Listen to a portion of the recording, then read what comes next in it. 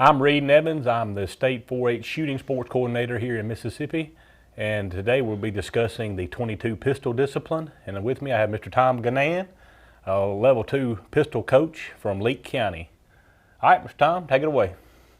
All right, so we're going to be talking about .22 pistol today, and .22 pistol is the one event in 4-H that you have to be a senior only to shoot. And we do that for a reason, because we want you at that little older, age 14 to 18 maturity level, plus a little more strength involved. But the one thing we've got to remember is the pistol is very short, has a short barrel, no stock, so it's really easy to turn in different directions. So you can shoot yourself or somebody with a .22 pistol really easy. So we want a little more maturity before we start it. So we'll get into the safety aspects of all that. First and foremost, eye protection, some type of ear protection. Pistols are short barreled and they're very loud, and they'll ruin your ears. So at the very least, you want the little disposable foamies and know how to use them properly, and a good set of eye protection. If you got prescription lenses, that's fine. Shades don't always work as well, because a lot of the ranges you go to may be covered and it's harder for you to see. Now we have different classes on the pistols. You have either semi-automatic or a double action revolver. But most of the kids, probably 90% of the kids, are going to shoot semi-automatic because it's just a little easier. It's hard for the average kid to get the hang of shooting a revolver double action. So I always recommend semi-automatics. Any good semi-automatic. I'm partial to Rugers, but you know, you can get this is a Smith & Wesson. We have a optics class or a metallic sight class. So you know, there's something for everybody. And at district, those do compete in their own thing. So if you're shooting a red dot at district, then you're not competing against iron sights. So there'll be separate awards for each one of those. So, Hold up one of those, Tom, right here. Basically, let me hold it up. Talk about the open breech indicator. Open breech indicator, first and foremost. That's going to be when you bring your gun to the line, it should be cased. You're going to have this flag installed in it. I call it OBI. Some people may call it a CBI, or some people just call it a safety flag. We use just basic weed eater string because it's easy, and the kids tend to lose them, so it's a good, easy fix. This is an iron sight gun. First thing when you're dealing with looking at a gun, look at your individual child. Look at the weight of the gun, how big they are, how strong they are. This is a heavy gun. It's all steel. You know, you can go with the Buck Marks, a little bit lighter. A lot of them are making the little light version models now that have a lot of composite materials with steel liners. Those are a lot lighter. I like a heavier gun because it balances better, but you got to look at your individual child and what their needs are and what their skill level is and all that kind of stuff.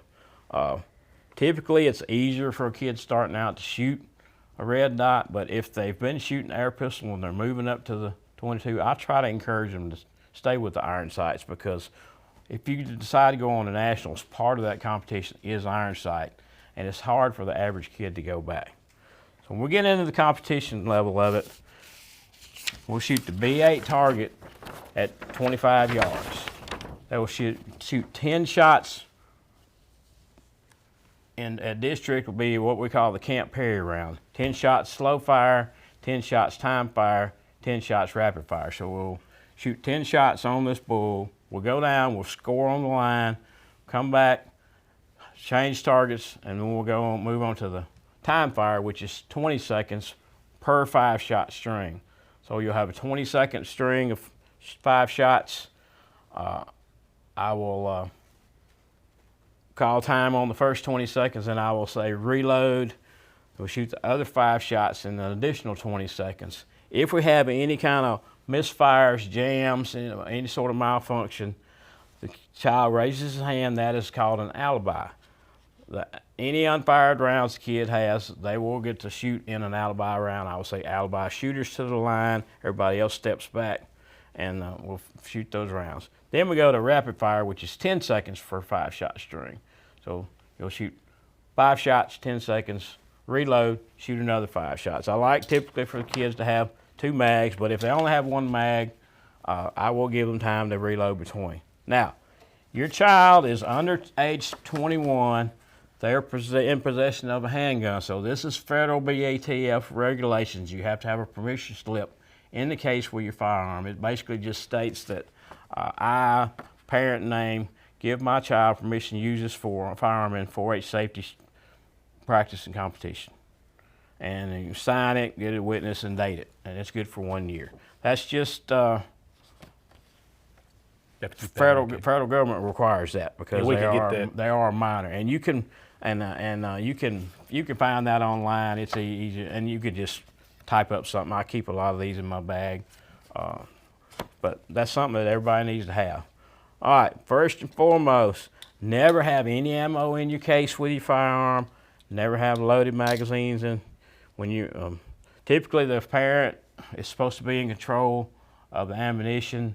Now I don't fuss at my kids a lot coming to practice as long as they've got ammo in one case, and because they're moving from range to range. But they should not ever have any loaded rounds anywhere in the case with this gun. That's supposed to be an automatic DQ.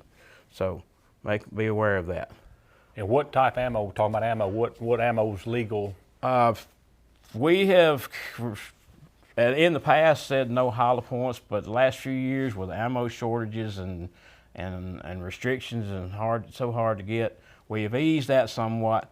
But as you go on up, you need to know that hollow points, let's say at nationals, are restricted. No, there's no hollow points, and typically a hollow points don't feed as well as a round nose bullet. So I would encourage you to just find good ammo, something that's not ridiculously expensive, but something that works for you. As long as it functions in the gun and shoots well, you don't have to pay $20 a box for it. You want something cheap enough that you can get by. But basically, pistol is a lot of fun. It moves fast. The kids all love it. I look forward to see you on the range. All right. Remember, our rules change from year to year, so be familiar with the rules. So we put this out in the spring or late winter of every year. The event handbook for district events, then we have another rule book for the state championships. But be familiar with it for which discipline that your child competes. Go through it. You can find this on our website at extension.msstate.edu. You can find the rule book there, or you can get your county extension agent to get a hard copy there, and you can actually have a hard copy there in your hands, which I prefer myself. But again, our main thing is this program is about youth education. It's about firearm safety, archery safety. It's not so much about the competition end of it. It's a good setting to have kids out there with certified coaches like Mr. Tom here, really good volunteers and all that run these programs. It's a great program, a lot of fun, but they're actually learning something, and that's our main emphasis. But Mr. Tom, would you like to say anything? I encourage you to get involved if you're not already involved in shooting sports. We're always looking for county volunteers, or we're looking for level 2 instructors. So get involved, and spread your wings, and step out a little bit. Get out of your comfort zone. All right. Thank you, Mr. Tom. Thank you.